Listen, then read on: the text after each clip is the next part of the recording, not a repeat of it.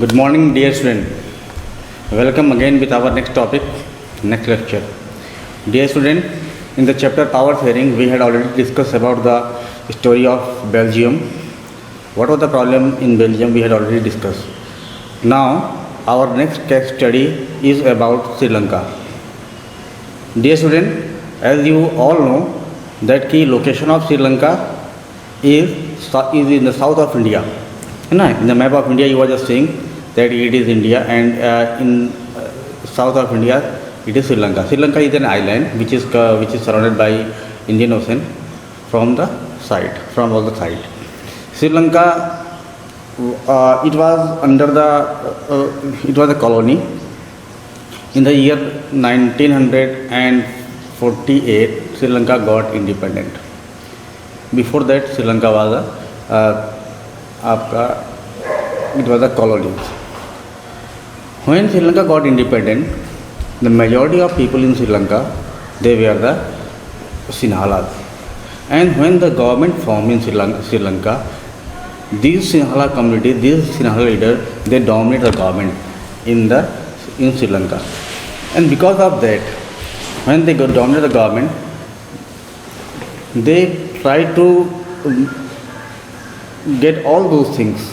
They try to get the benefit of the power, and they impose Sinhala as a major language.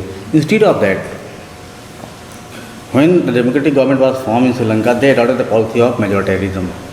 Majoritarianism, dear student, what is the meaning of majoritarianism? We will study later.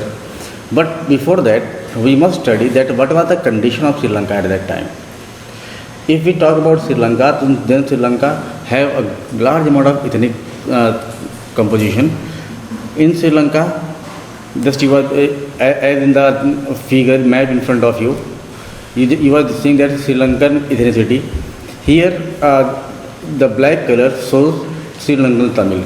Those Sri Lankan Tamil, they especially are the people who are the native of Sri Lanka. Their population was 18%. Their population is 18%, and they are those people who are the native of Sri Lanka. Large amount of people in Sri Lanka. If you see in the map, the pink color, this shows the Sinhalas. Their population is 74%. These Sinhala people, they are in the majority, and they dominate the government. Instead of that, Sri Lankan Moors. Sri Lankan Moors means the people who were in the Sri Lanka. They were the native, they were the Muslims as well as the Christian communities. Their population was 13%, and 17% were the Indian Tamil. Indian Tamils were those people who were trade in the time of Britishers as a slave trade. These people, they were brought in Sri Lanka to work in the plantation for the tea and the coffee, for the plantation of tea and the coffees. So this was the ethnic composition of Sri Lanka. The problem was that these majoritarian government in Sri Lanka, they started that the people who speak Sinhala, they can get more and more benefit, and the people who does not speak Sinhala, they can't get the benefit. Just see in front of you, Sri Lanka, what is the meaning of majoritism? You just look after that. Majoritism, a belief that the majority community should be able to rule the country in which way they want. Means they can rule the country according to their own way. They dominate the minorities. Wishes and the needs of the minorities should be dominated by the people, Sinhala people. And when this majoritarian government formed, this majoritarian government in Sri Lanka was formed in the year 1956. The act was passed in Sri Lanka, and according to that act, Sinhala language and the Sinhala people and the Sinhala religion, that was the Buddhist, they get more and more benefit, preference than the other one. That was the thinking of the majoritarianism or the Sinhala people.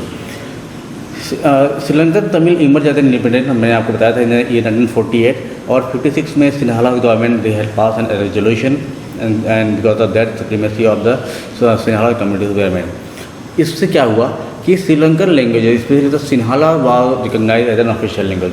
Dear student, जब भी कोई language को हम recognise करते हैं as a official language, तो इसका मतलब क्या हुआ कि all the benefits of the government should be given to those people who speak the Sinhala और that particular languages. Instead of that कि गवर्नमेंट ने यह भी कहा कि the people of Sinhala as well as their religion must be flourish, है ना, promoted and flourish, है ना। श्रीलंका में बौद्धिज्म और सिन्हाला लैंग्वेज को प्रमोट किया जाएगा, फ्लोरिश किया जाएगा। ये पास हुआ था आप एक्ट 1956 में। And instead of that seats were reserve in the school, universities and the government job. That in these schools and government job as well as universities, the student who speak Sinhala and who are the Buddhists, they get more and more preference instead of the other one. Just believe that when this type of situation developed in Sri Lanka, the other people who are living in Sri Lanka, the Indian Tamil as well as the Sri Lankan Tamil, instead of the other people, they started to feel that now their idea, they started to feel that their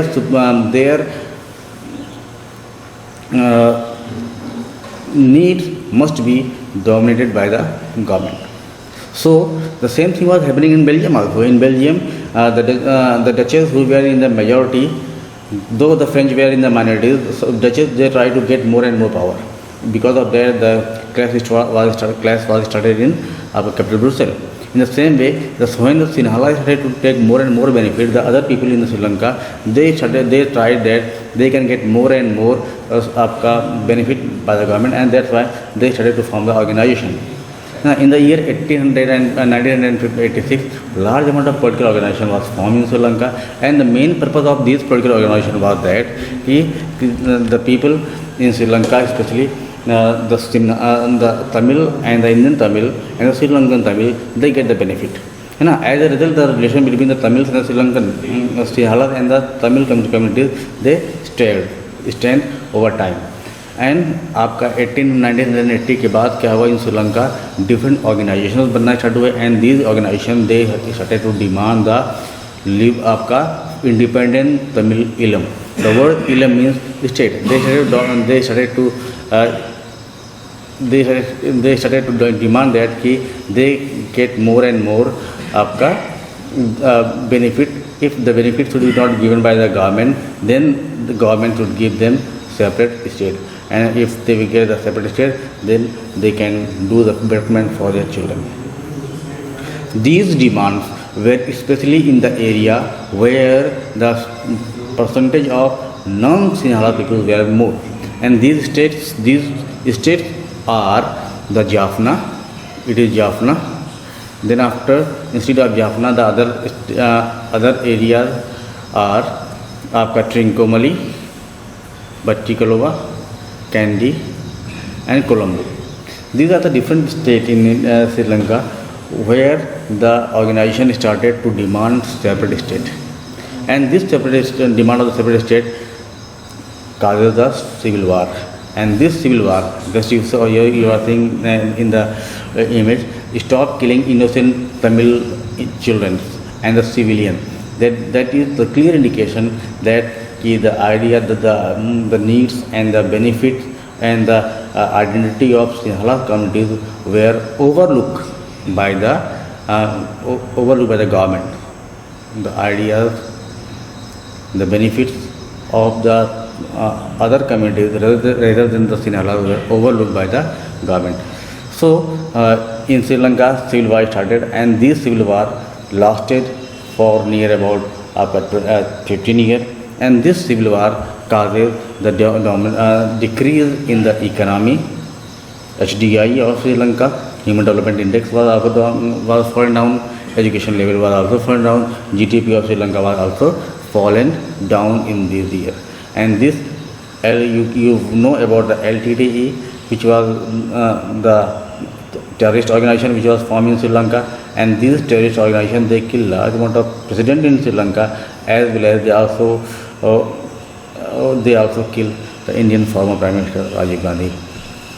So what we study that by the unequal power sharing, if the power shared in Sri Lanka and Belgium, that make the political stability, strengthen the democracy, but in the case of Sri Lanka we see that power was not equally shared, and because of that Sri Lanka face large amount of problem, especially the civil war.